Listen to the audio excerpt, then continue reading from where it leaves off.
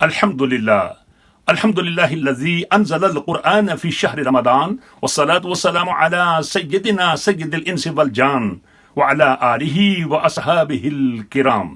محترم سامعین، سامعات، خواتین و حضرات، دروس حدیث کے سلسلہ میں ایک اور حدیث لے کر آپ کی خدمت میں حاضر ہوں، جسے حضرت عثمان غنی ذو النورین رضی اللہ تعالی عنہ روایت کرتے ہیں۔ فرماتے ہیں کہ آقا دو جہاں مدنی تاجدار صلی اللہ تعالی علیہ وسلم نے ارشاد فرمایا، خیرکم من تعلم القرآن وعلمہ۔ محترم سامعین، سامعات، سرکار نے فرمایا کہ تم میں سے بہتر وہ شخص ہے کہ جو قرآن پاک سیکھتا ہے، قرآن پاک سکھاتا ہے، قرآن پاک پڑھتا ہے، قرآن پاک پڑھاتا ہے۔ ہمارے معاشرے میں عموماً لوگ اس کو کہتے ہیں کہ یہ آدمی بہتر ہے کہ جس کے پاس جائیداد ہو، جس کی اولاد ہو اور اولاد نیک ہو، اور کوئی کہتا ہے کہ نہیں، جس کے پاس کوئی عہدہ ہو، کوئی برسرے روزگار ہو، اس کی آنر ہے، وہ آدمی ہمارے ہاں رسپیکٹیبل ہے۔ لیکن اللہ اور اللہ کے رسول صلی اللہ تعالیٰ علیہ وسلم کی سائٹ میں وہ آدمی بہتر ہے کہ جس کا لنک، جس کا تعلق، جس کی ریلیشن قرآن پاک کے ساتھ ہو، اور قرآن پاک کو کیا کرے، وہ سیکھے اور قرآن پاک کو سکھائے۔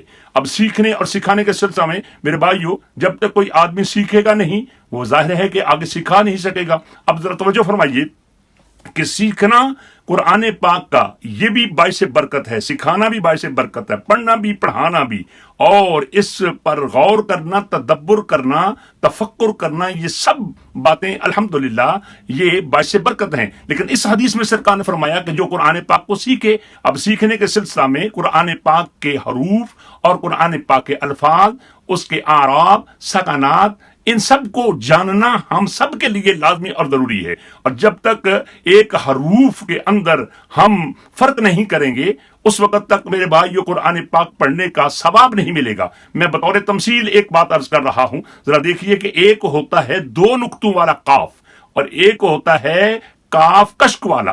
اب سورہ اخلاص کے شروع میں اللہ تعالیٰ نے فرمایا قل، اس کا معنی ہے پیارے حبیب آپ کہہ دیجئے، اور یہ دو نقطوں والا کاف ہے۔ اور اگر کوئی آدمی کاف کشک والا پڑھے تو قل، تو اس کا معنی ہے کھاتو۔ اللہ اکبر، معنی الٹ ہو گیا۔ اس لیے سرکار تو جہاں صلی اللہ تعالی وسلم نے فرمایا کہ رب قارئ یقرأ القرآن ویلعنہ القرآن، کہ بہت سے قاری تو ہیں، قرآن تو پڑھتے ہیں، لیکن قرآن پاک پڑھنے پر ان کو ثواب نہیں ملتا، کیونکہ وہ تا اور طا میں، وہ سین اور سا میں فرق نہیں کر پاتے۔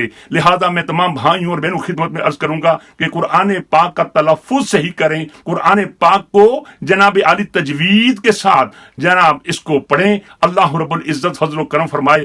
آج کل جناب علی تھرو آؤٹ دا ورلڈ جناب حالات آپ کے سامنے ہیں، کرونا وائرس ہے جس کی وجہ سے لاک ڈاؤن ہے، اور الحمدللہ قرآن پاک کی تعلیم اور اس کے تعلم کے سلسلہ میں آپ فری کلاسز جوائن کر سکتے ہیں۔ اللہ تعالی ہم سب پر فضل و کرم فرمائے۔ ہمارے ادھر انگلینڈ جامعۃ البتول کے ساتھ رابطہ قائم کیجئے، پاکستان جناب علی جامعۃ البتول کے ساتھ رابطہ قائم کیجئے۔ اللہ کے فضل و کرم سے قرآن پاک آپ کو صحیح طور پر پڑھایا بھی جائے گا۔ آگے پھر اس کے جناب علی کئی ایک منازل ہیں۔ اللہ رب العزت قرآن پاک کے ساتھ لنک قائم کرنے اور اس کے ساتھ تعلق جوڑنے کی ہم سب کو توفیق عطا کرے۔ آمین ثم آمین، وما علینا الا البلاغ المبین۔